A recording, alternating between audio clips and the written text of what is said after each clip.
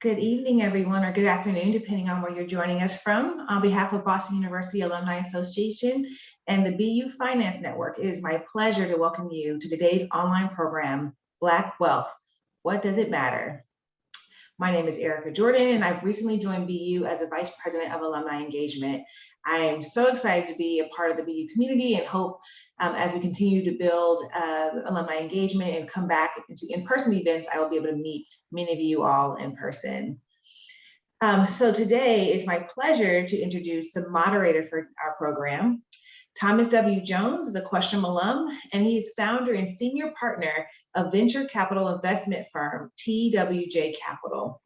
Tom has held high-level positions in the finance industry, including CEO of Global Investment Management at Citigroup, CEO at TIAA-CREF, Executive Vice President and CFO at John Hancock, and he is also an author from Willard Straight to Wall Street, a memoir, which he tells his story as a campus revolutionary who led an armed revolt at Cornell University in 1969 and then altered the course of his life over the next 50 years to become a powerful leader in the financial industry. Tom received both his Bachelor's of Arts and Master's in Science degrees from Cornell University and his Master's, his MBA from Boston University in 1978. He has received numerous awards and honorary doctoral degrees for his achievements, is trustee emeritus of Cornell University, and has served on a number of corporate boards of directors and nonprofit boards of trustees. We are very proud to have Tom as a member of the BU Alumni Council and as a proud alum.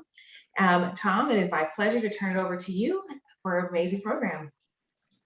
Thank you, Erica, and welcome to Boston University. We're delightful that you've come from California to join the staff at Boston University, and we look forward to working with you and supporting you in your success. Thank you, Tom. We have a wonderful panel this evening, four distinguished, well, besides myself, three distinguished Boston University African-American alums. I'm not going to go through the bios because you have them as part of the program descriptions. I just want to say one quick word of introduction with regards to the title of our program, Black Wealth, Why Does It Matter? The reason it matters is because the racial wealth gap is arguably one of the most important social justice issues in America. The Federal Reserve Board of Governors last year put out their most recent report, which studies these matters, and they said that the median white household wealth was 8 times that for the median Black family in America. That kind of disparity has a tremendous impact on the relative quality of life for those who are in the Black community versus the rest of America. And I suspect that America will not achieve its destiny as a successful multiracial and multicultural democracy unless this kind of disparity is eliminated. So the purpose of our panel is to bring some real life experience to this question of generating Black wealth. It's not so much a philosophical discussion as a discussion with those who have, 4 individuals who have kind of gotten their hands dirty in the process of, being Black in America and trying to build significant economic success. So we're going to start with Beverly Cole, independent corporate director of Bank of the Ozarks. And my first question to Beverly is, you come from a family that's been successful in the real estate business. Tell us a little bit about how your family built that success in real estate. Thank you, Tom, and thank you all of you, and thank you, BU, for this. And has happened is that my great-grandmother was a slave, and my immediate grandmother on my father's side actually was the first person to save some money. Suppose the master gave her some money, And she took that money and worked with her son, my father. And he proceeded to buy real estate in Virginia, Petersburg and Richmond. And he owned one of those black hotels. In fact, actually, it was one of the larger hotels along that turnpike.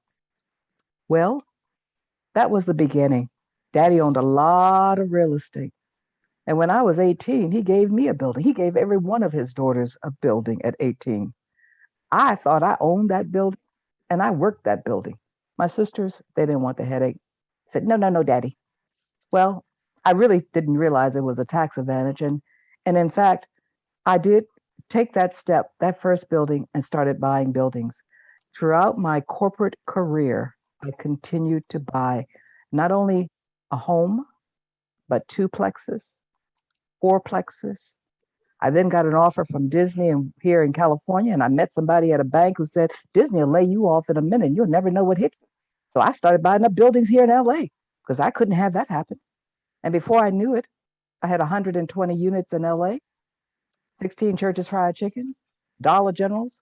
I was buying up everything I could put my hands on. And that's how it started. Father who gave me the opportunity. And I say to people, buildings were my husband since I didn't get married. That provided extra income.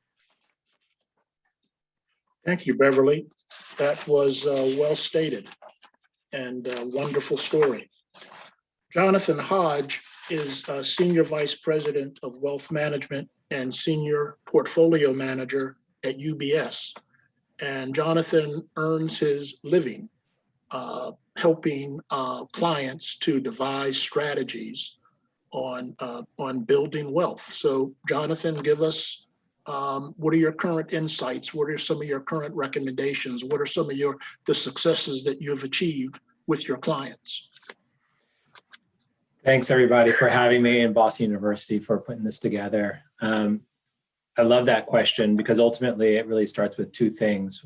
The first thing really being around what I call a pillar of planning, communication, and really ultimately then the execution around those two things, and then starting again, right? So using Beverly's story as a great example, you can't do any of those things if she didn't have good communication with her father, right? And so, you know, it really starts with the planning and the communication, and ultimately the execution. The second part of it really comes into sort of what I call the bucketing approach, which is bucketing your monies into liquidity, what I call liquidity, longevity, and ultimately legacy. To use a specific example, Tom, on that is we just had a family that went through a liquidity event of several franchises here in Los Angeles. And, you know, without communication around 3 generations of families that actually worked in the franchises together, this never would have been able to happen, right? So we did a lot of planning and making sure that we could tax plan around the sale of the businesses. We can estate plan around passing as much wealth as we possibly can from generation to generation. And that included not only the family members, but all of their centers of influence, whether that be their accountants or attorneys. And then really ultimately the execution of the sale of the business and the pool of money that came in from there. So these are just real life examples that are happening every day, from small examples to large examples of how, you know, really it's starting with communication. That's what I would say. Thank you. Ralph Groce is Chief Information Officer at BNY Mellon. Ralph, kind of give us your take on how you view this challenge of building Black wealth.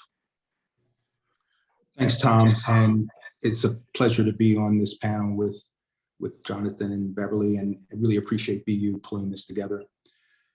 So I think of it on 2 broad dimensions. One is on a macro level. I think most everyone on this call would appreciate that there are massive systemic social economic challenges with just being Black in this country. And that underpins even larger challenges when you start talking about building wealth and being Black. From that macro perspective, the median wage earnings of Black workers in this country is about $10,000 per annum less than their white counterparts. And over the course of a lifetime and aggregating everyone together, if there were income parity, we're talking about close to $220 billion in lost wages in that gap. From a perspective of Black businesses, if Black businesses were earning, small businesses were earning on parity with their white counterparts, they would be making $1.6 trillion more. So when you start talking about the systemic kinds of issues, again, on a macro level, that are increasingly and extraordinarily challenging, there are some significant headwinds with regards to building wealth if you're Black in this country. And then on a micro level, you take all this specific situations that every person and every family encounters.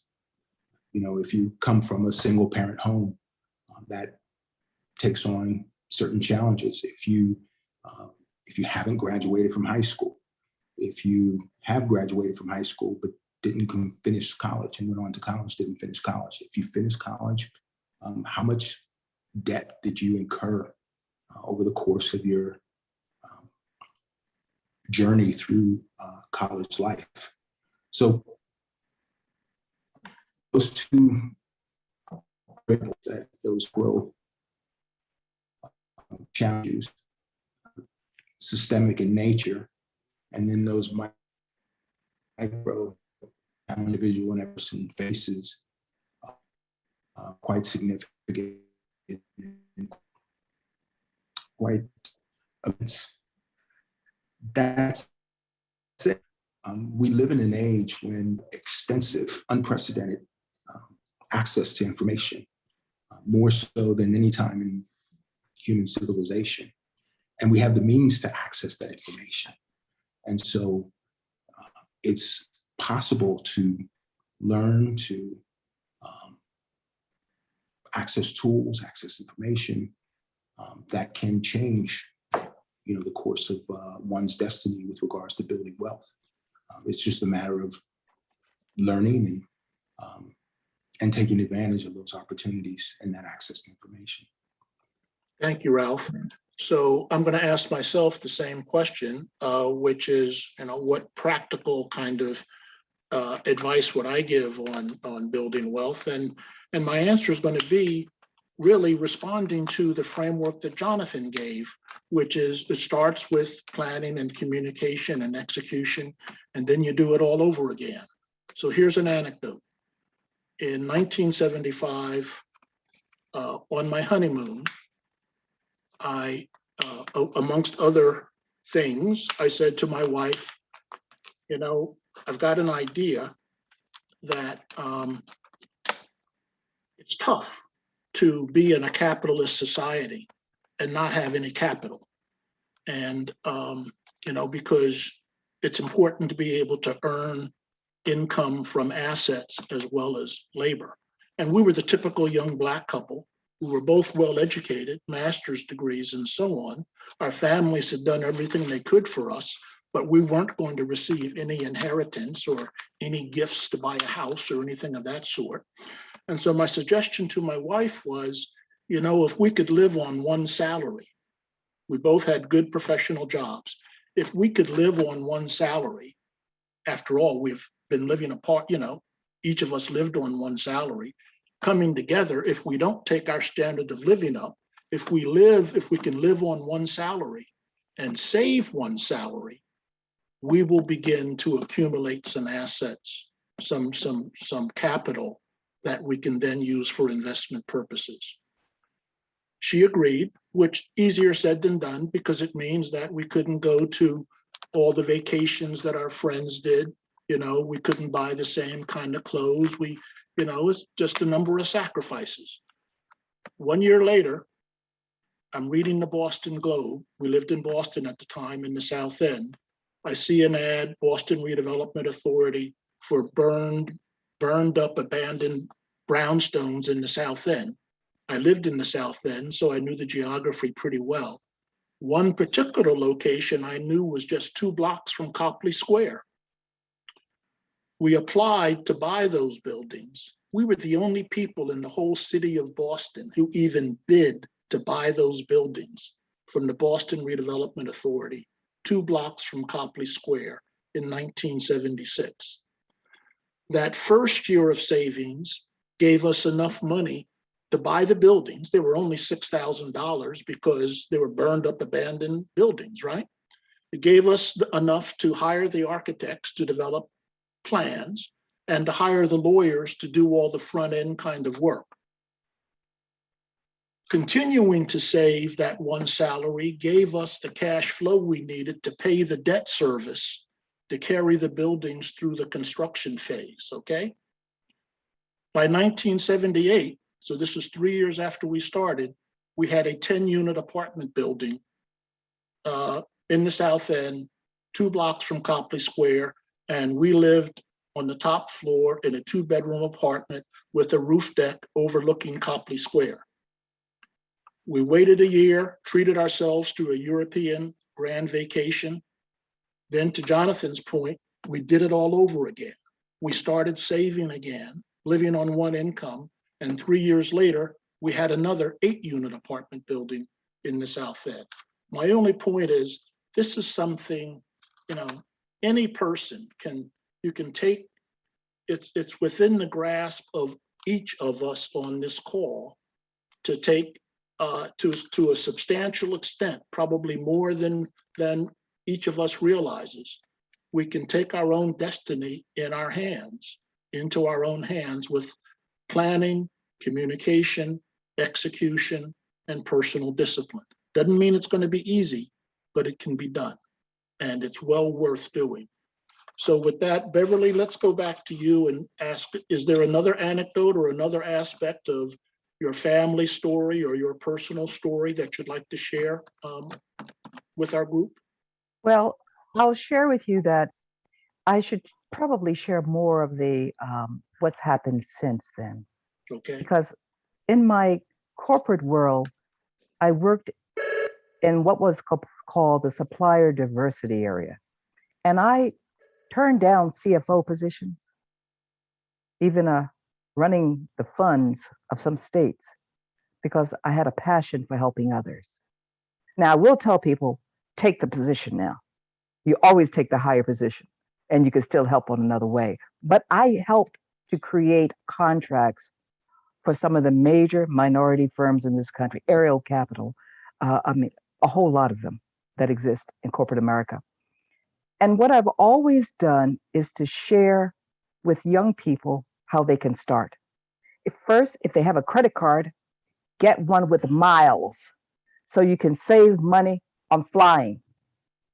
And then start doing investing. There's so many wonderful vehicles now to do what Jonathan does for financial management, you can do in a pooled arena. I went to network and give back. But at the same time, I spotted a young Black woman down in San Diego who had 6 cereal companies. And I wanted to run a fund. And although I had run a $1 billion fund with the government and couldn't get it going off the ground, look like, because every time they said I couldn't do it. Well, I said, I'm going to help you. So I'm helping someone else. I got on her board 4.5 years later. We have over $150 million and we're funding diverse businesses. I am proud to tell you, I just had a conversation with my young nephew who plays basketball in Finland. And I said, you know all these basketball and football players, and people ask me all the time of all ages, how do you raise money? How do you buy a building? Let's teach people. Let's start a fund and teach people how to own buildings, how to start, whether or not it's management or buying triple nets or buying into a fund with real estate. That's what I share.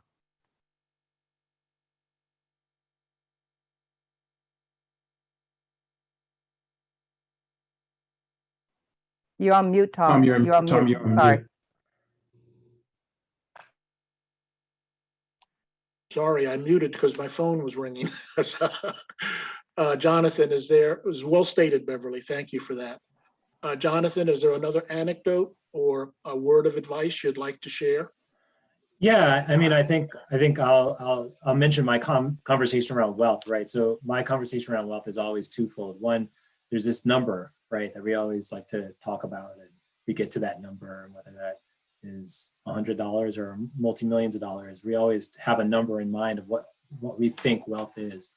And ultimately, I think once we get to that number, it just becomes a number plus another number. So is it really the number that wealth is? To some extent, yes. As Tom mentioned, you talked about capital, and capital is important in this conversation. But I think the other thing that's very important, and Beverly alluded to this as well, which is really the resources around wealth, right? So whether that's your network, whether that's, networking with alumni from Boston University, whether that's, people in your community, whatever it is, it's very important to recognize the resources that we have within the Black community and use them in a much bigger way. So as an anecdote to that, I work with, I'm in Southern California, and I manage money for people. So there's obviously a lot of wealth that's being created in the Black community and the entertainment industry and athlete industry here. So, we work with a lot of athletes and entertainers. And as a great example, I was working with have an athlete client, and one of the things that really resonated with me at one point was we were talking about sort of the estate planning, the communication, the execution around all of these things, but it was almost backwards for him because the wealth was created in his generation rather than the matriarch and patriarch, which is your typical situation in other communities. And so we were talking about, what does that mean for him, and how do you communicate around that on the way up, right? So to your mother, to your father, to your grandparents, to your nephews and nieces and aunts and uncles and those types of things. And so we really we almost reversed engineered a lot of the tools that I typically use with our clients to talk about how you can talk about wealth when you're creating it in your generation, the younger generation. A lot of wealth is being created now in the Black community in that second or, even third generation rather than that first generation. So, these are all important things, and taking resources and tools that we have together to network and build together is such a powerful thing that can't be taken away from us. And we just have to do it in a much more conscious and intentional way. So, with this client in particular, we've devised ways and planning of ways to help his family on the way, like generations up, but also not just say yes to everything as well. So we've learned and taught him how to say no. Creative frameworks around being able to say no, because it's different when you have a much longer duration of time to live off of your wealth versus a grandparent or a grandparents who have a shorter duration of time. So it's very important to just understand each and everyone's certain situation, but it's also super important to just really build a network and team around you to get to your own individual goals. Well said. Ralph, round two for you. Any additional comments you'd like to make with regards to your perspectives on building Black wealth? So 20 years ago, many of you may be familiar with this company. It just went public called Robinhood. And 20 years ago, I tried to start Robinhood. Unfortunately, I was not successful. I was building what I called a portal, a vertically integrated portal that was intended targeting specific demographic groups. If the African-American community were its own country, we'd be around the 15th largest GDP in the world. But we are severely underrepresented in equity markets, real estate investment, and other kinds of things. And what my research showed me, and just anecdotal interactions that I had with friends and family, was that people just didn't know where and how to start. And when you look at programs like CNBC, it sounds like a totally different language that's just incomprehensible and beyond your reach and beyond your means. And so we don't. And what I would hope that folks would take from this interaction and this exchange is that wealth is accessible and wealth is attainable, and that they can do what Beverly did. They can do what Jonathan has done. They can do what Tom has done. I come from very meager means, and today I own an art gallery on Martha's Vineyard, job, real estate, all, and I started with nothing. And it's a matter of Tom, you talked about the discipline, you talked about the commitment. I talked a little bit before about the access to information and tools that's out there in an unprecedented kind of way. And so I hope that people take from this a sense of hope that where they are is not necessarily where they have to remain, and that again, wealth is something that is absolutely attainable, and that they can do positive things to impact their families and their communities with wealth. So it's not just a matter of attaining wealth for no sense of purpose, and that they can turn those assets into things that change the lives of others around them as well. So that's what I'm hoping comes of all this. Well said. To your point on being informed, one of the early disciplines that I adopted in my early 20s, was reading the Wall Street Journal every day and reading the business section of, at that time, it was the Boston Globe, now it's the New York Times, not because there was anything there that I was going to do, but I just needed to understand. I needed to try to become educated about, well, what's going on in the business world and what's going on in finance, and what types of new investments are there and what kinds of deals are being done and how are people able to get these things done. And so that suggestion is very, very helpful to focus on being informed. I would also like to make a comment, just picking up again on this Federal Reserve report that was done on the racial wealth gap. I just want to point out what the Fed described as the primary reasons for that racial wealth gap. The first was intergenerational transfers, that's inheritances and gifts. Only 10% of Black families have received inheritances and intergenerational gifts, compared to 30% of white families. And of course, that speaks to racial history in America.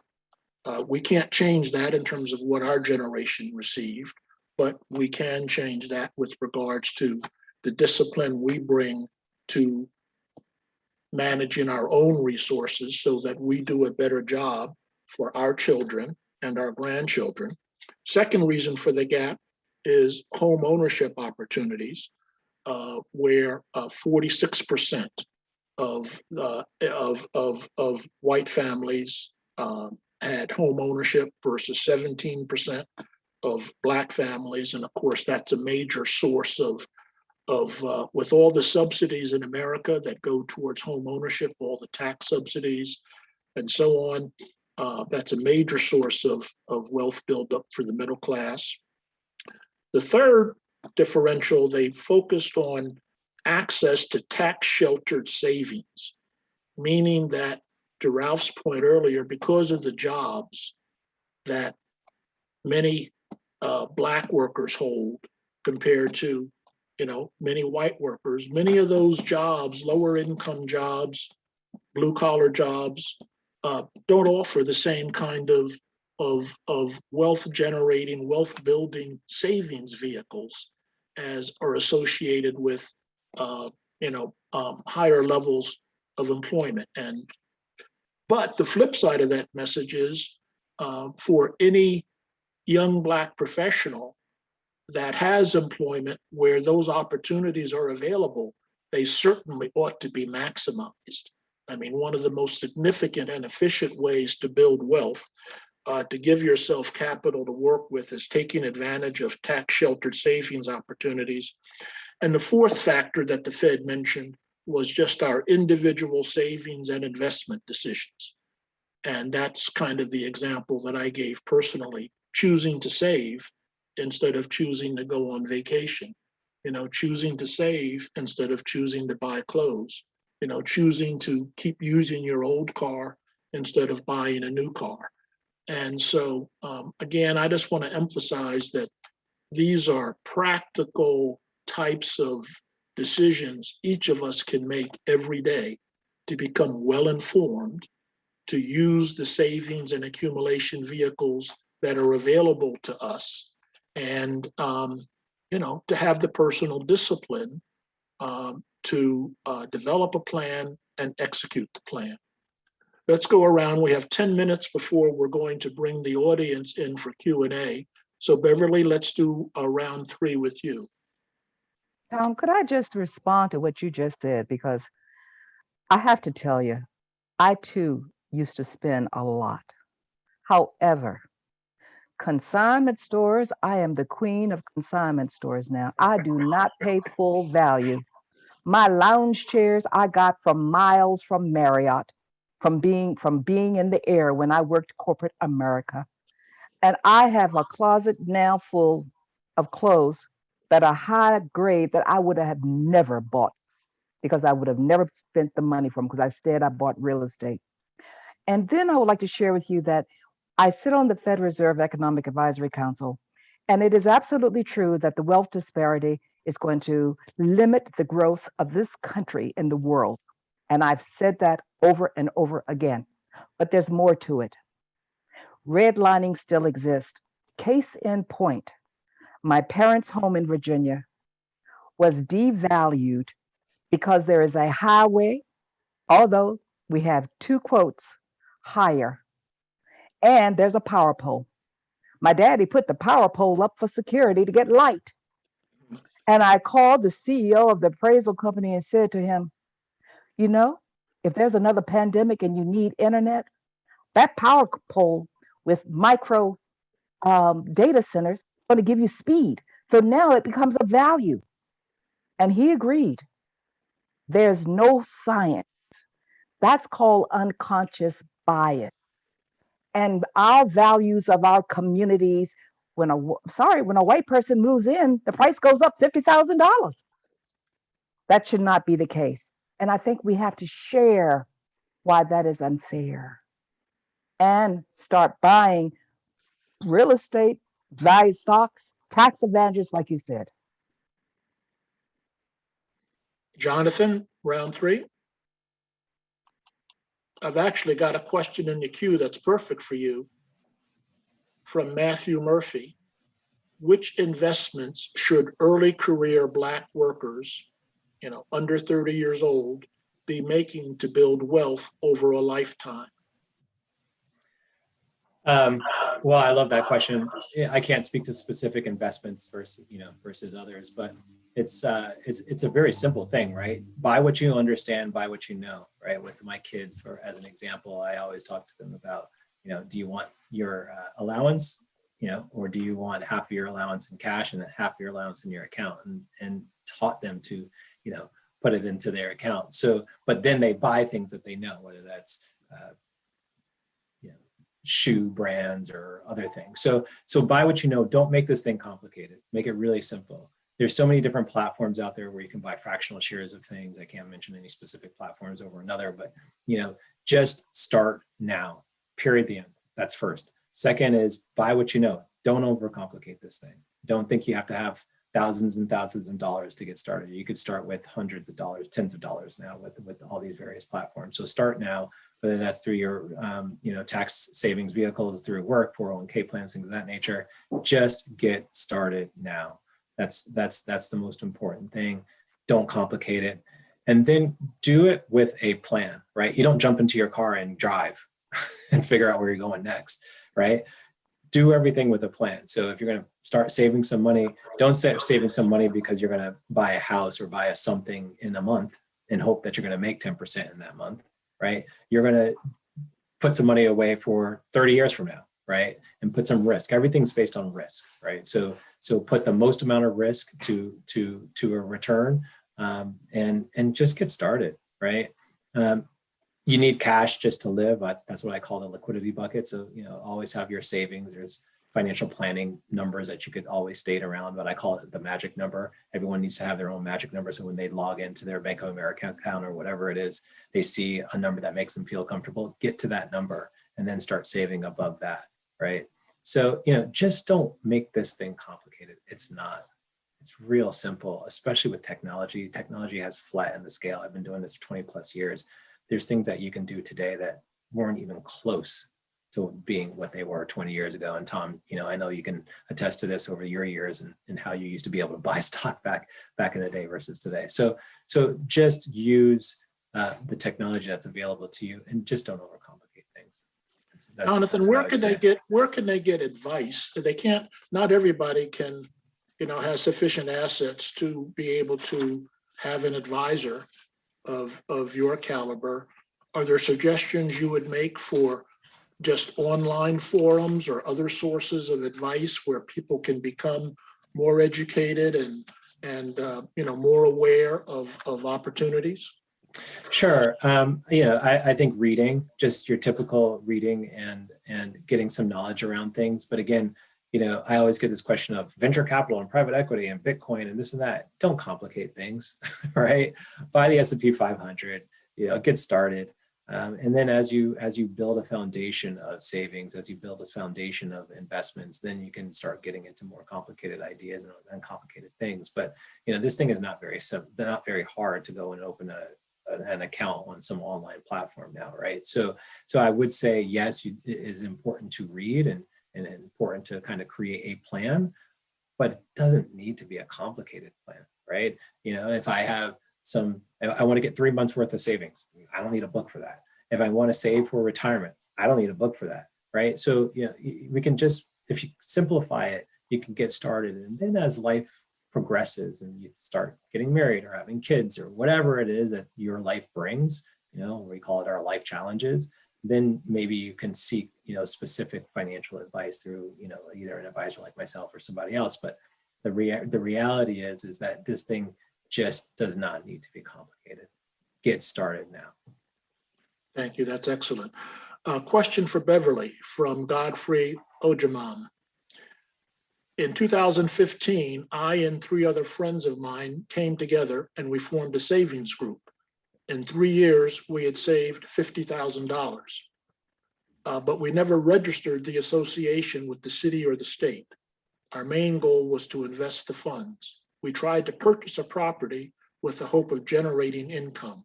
But during the process, it became hard to finalize the deal because our agent told us that we could only afford to buy a single family property, which would require only one person to be the lead.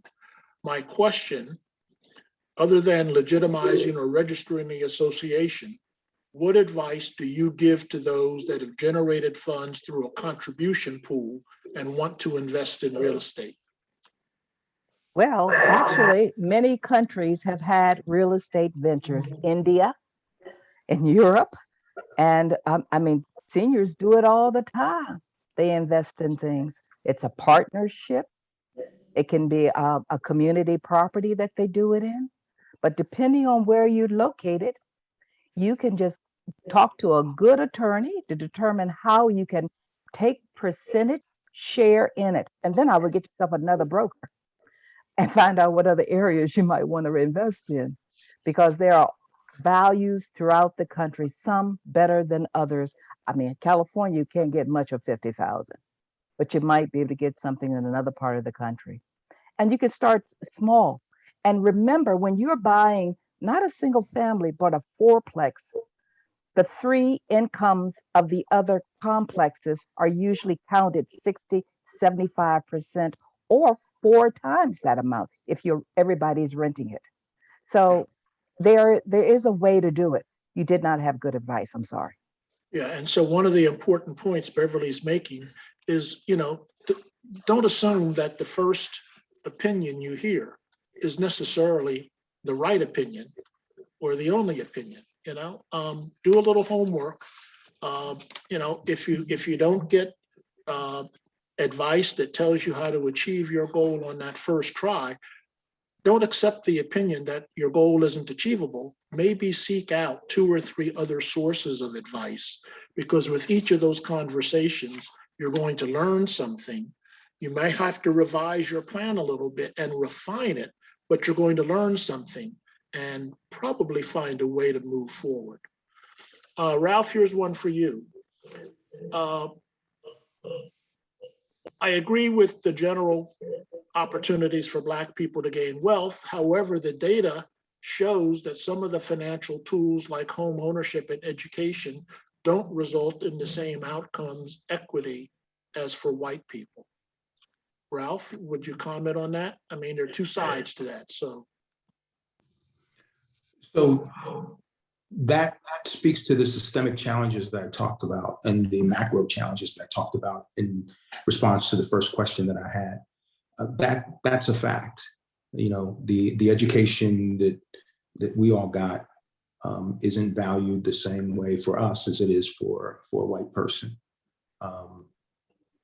We suffer from, wages, disparity in wages, disparity in the access that we have to capital, the cost of capital. It goes all down the charts. And I would argue that the pandemic, which we shouldn't ignore, exacerbated many of those challenges, already systemic challenges that existed, and brought to light challenges that we just took for granted in many regards. So those are facts, but that doesn't mean that those things can't be overcome. And Jonathan talked about it, and Beverly has talked about it, and we've all talked about it. There are technology, and I'm in the technology space, and one of the reasons why when I came back to corporate America, I went into technology is because I recognized the ubiquity of technology and the notion that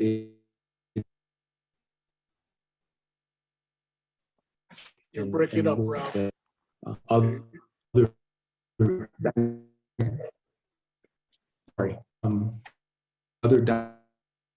dynamics have not done. The challenges are there.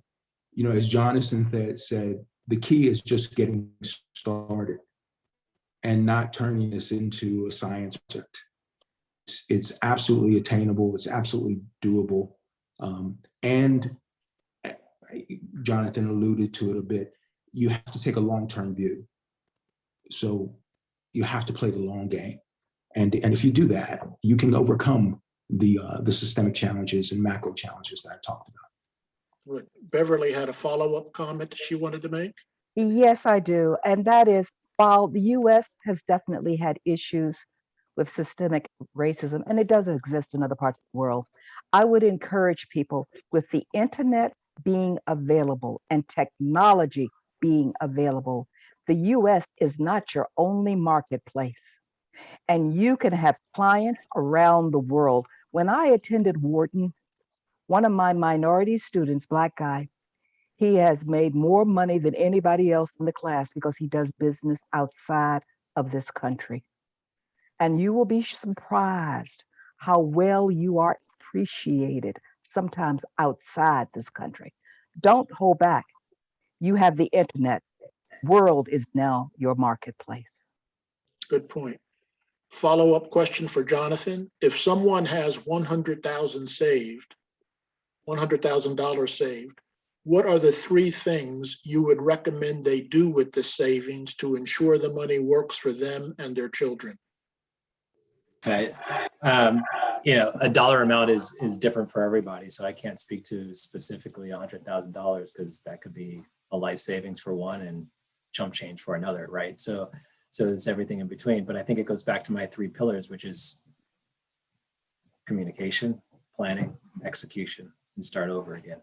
So with that $100,000, if that, whatever that number means to you, plan around it. So how much money do you need for your everyday sort of savings? How much money can you allocate towards, your children and their needs and the duration of time that you'll need that money? So if it's for college savings, what age are they and how many years do you have to invest that money? And put risk to those years. So if it's many years, you can put more risk. If it's less years, if they're in high school, as an example, I wouldn't put any money in the equity market or the stock market as an example. So it really comes back down to the whole planning portion and communicate around the money, right? So many times people just put their head down and try to save and put money away and don't really have a plan around it. Put a plan around it, right?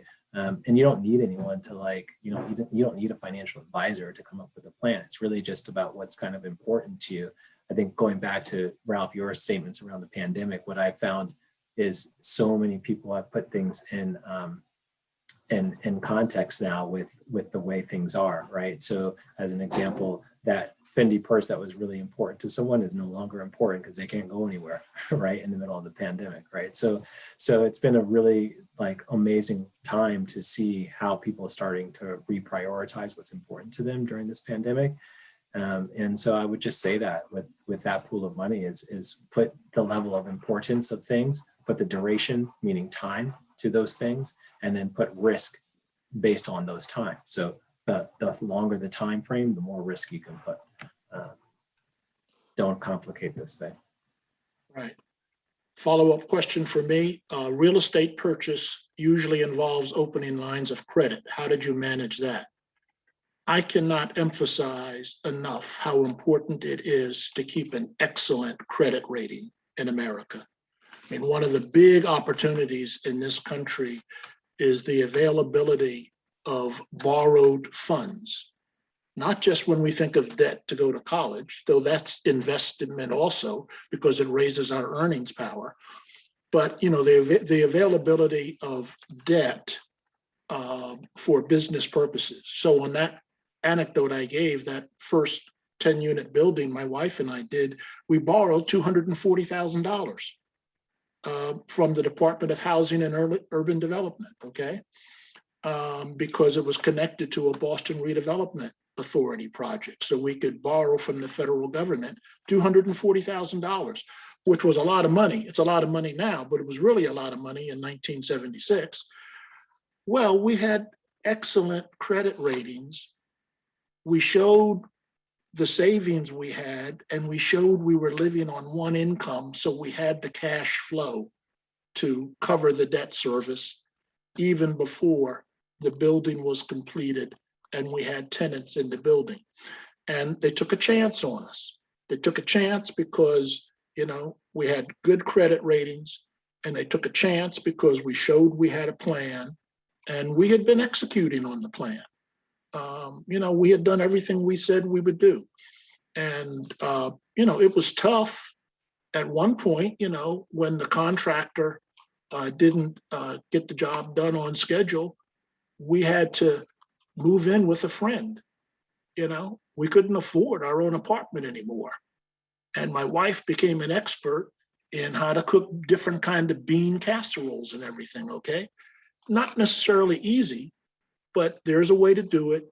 And it's called leverage. The availability of leverage in America, the availability of debt is, a great opportunity builder. And to take advantage of that, you have to protect your credit rating, to have access to major financial institutions. Question here. I have an observation to make. This is from Pinky Toomer. Many Black people with labor-intensive jobs that may be equivalent to jobs held by white counterparts, more often than not, don't get the same opportunities to build wealth because of discriminatory financial practices. For example, you inherit farmland, but you cannot buy seed or get other federal assistance that should be available to you as a landowner. Also, in urban areas, when you do have a rental property, it is undervalued until gentrification begins. Then miraculously, the value escalates. Can you expound on this kind of discrepancy in access to capital and formation? I'll make a brief comment and open it for other panelists. I'll just tell you, my approach to life, I always see the glass half full and not half empty. If you're going to go through life talking about all the stuff that isn't there, all the opportunities you don't have, all the things that are unfair, you're going to be carrying a burden that you may never overcome.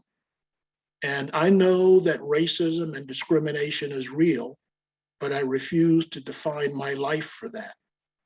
I define my life by finding opportunity. You may have to look longer, you may have to look harder, you may have to dig deeper, but there is opportunity if you're determined to find it. And I encourage you. Life is much more fulfilling when you have an opportunistic and positive, frame of mind where you see opportunity instead of always seeing the barriers that are in front of you. It's just a suggestion for one way to have a much more fulfilling life. Any other panelists want to comment on that? Ralph, go ahead. So I agree with you, Tom. And I would, from my perspective, the way I tend to think about it, look, we've endured 400 years of challenges in this country. And in many unique ways,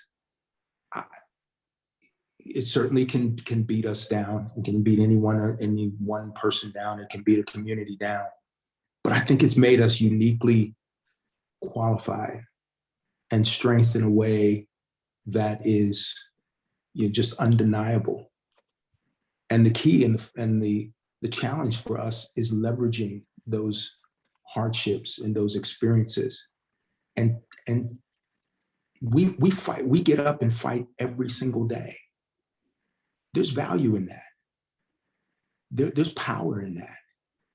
And we can turn that into, we can channel that.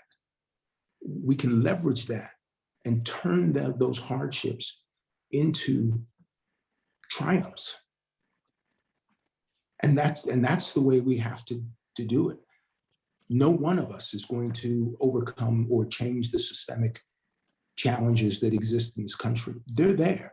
And for me, recognizing that they're there is important, only because I want to know the size of the mountain that I'm going to traverse and that I'm ultimately going to overcome. But I'm going to overcome it. I'm going to leverage the strength I've gained from the challenges that I've endured. And in some regards, it's a gift. I think of it as a gift. We are endowed with a power that can overcome, because that's what we've been doing. That's who we are. Well said, Ralph. Beverly, go ahead. You're muted, Bev. Yeah. Amen to that. I mean, we are here because of an institution, Boston University. Education. Get all the education you can, get licensed in every way you can. I mean, quite honestly, when you see, or if your children see discrimination, get whatever the person is that discriminated against you, get what he has. And for instance, I see it in elder abuse and those who are conservators. There are not enough Black Americans becoming conservators. Contractors, get your license. Be the Stella, get everything you can about being a contractor. Financial advisor, just don't do it in a partnership with friends. Become a licensed financial advisor. Become that astronaut. I am totally overqualified. I am sure all of these participants are overqualified. That's the cross we bear. But we prepared. We are prepared. And I'm ready to get more certifications. Keep them coming. I can do it. Beverly, there's a movie called The Untouchables. And one of the highlights of that movie is, I don't show up to a knife fight with just a knife. I'm not coming with just a knife. To your point of qualifications, I'm coming with a hell of a lot more than just a knife. And so that's who we are. That's what we can bring to this challenge. So. Quick note for Beverly, Dr. Pamela Jolly says, as a fellow Wharton BU alum, I would love to connect with Beverly Cole. How is that possible? You're muted. You're muted, Bev. I don't know how to do that. Please share with her. So please, because all the participants are here. With all my Wharton BU, I love to connect with you. Go right ahead. Okay, so send an email, Dr. Jolly, send an email to BU Alumni Affairs, and they will, give you an address to connect with.